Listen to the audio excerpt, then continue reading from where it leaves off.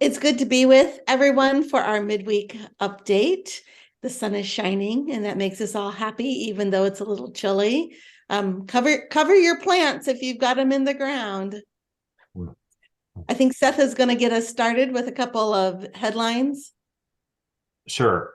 Just pointing you to some things that hopefully you've seen in the newsletter, but that is just there'll be a couple of sign-up sheets this week for two fellowship things. A Guess Who's Coming to Dinner event. Some of you may remember this, but you can come and find some more information about that, but also sign up if you want to be a part of it, either as a guest or as a host, hosting people at your house or being a guest at someone's house. So those sign-up sheets will be out in the narthex area, as well as sign-ups for Food, Fun, and Friends. We'll have some meal sign-ups and sign up to RSVP if you're coming. That'll be on Friday, May 5th. So 2 sign-ups, as well as letting people know that we have Youth Sunday, a fellowship meal on May 7th, and a youth fundraiser. So a big day, special custom trivia. There'll be some Name that Tune with David Hupp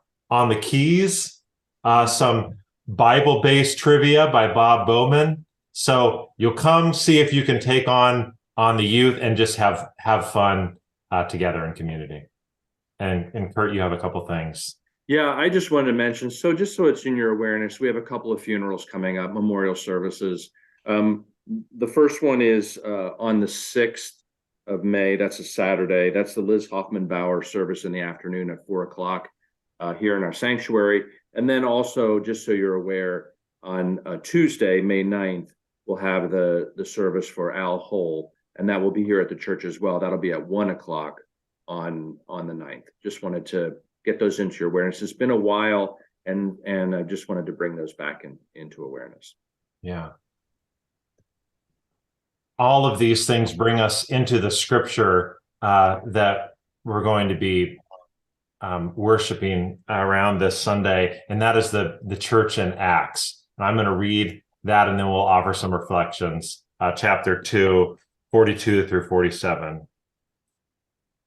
They devoted themselves to the apostles' teaching and fellowship, to the breaking of bread and the prayers. Awe came upon everyone because many wonders and signs were being done by the apostles. All who believed were together and all had things in common.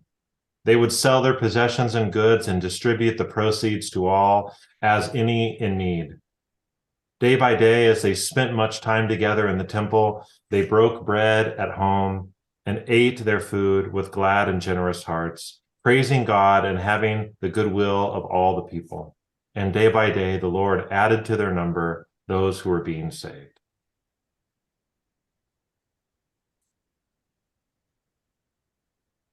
So I just posed a couple of questions for us to reflect on that passage, and just invite some sharing and invite others to think about this passage too. Maybe something that intrigues you from this passage, or story or experience that comes to mind.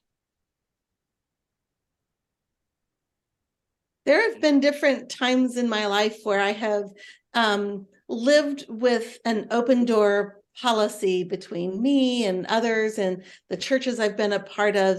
And I find it really satisfying if I have something and someone needs something and they know I have it, for them to ask to borrow it, or vice versa.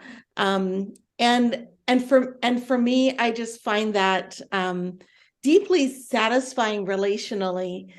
And so in the text where it says they share things in common, I also think about how do you have maybe a lending library of kitchen things, of tools. Like if it's not physically located, say in the church, maybe there's a list that is located there. These are the things that Amy has that she's happy for you to borrow. Like I have a red hand truck that I don't use much anymore, but sometimes you need a hand truck to move a heavy box, and you don't want to go out and buy one. Come and borrow mine. But how would you know unless there was a coordinated effort of sharing these things in common? That's what I think about off the top of my head. My mind went immediately to when my sister and brother-in-law were in the Peace Corps, and they were in the Central Pacific, in the Gilbert Islands, Kiribati, and they adopted a boy who eventually came to the United States. And it was so interesting. He lived with my family for a while, and in that culture, in his culture, there's no, like, everything is in common. Like, it's not like it's my stuff and you borrow it. It really is like, if it's there and you need it, you take it, right? And vice versa. And it's such a cultural difference, not just a religious or faith difference, but a cultural difference. And I contrast that with my own feeling. Like, I go looking for the screwdriver, and it's not like it has to be my screwdriver, but I will say, where is my screwdriver? Because somebody else borrowed it and they didn't put it back to where it was. And that really irritates me.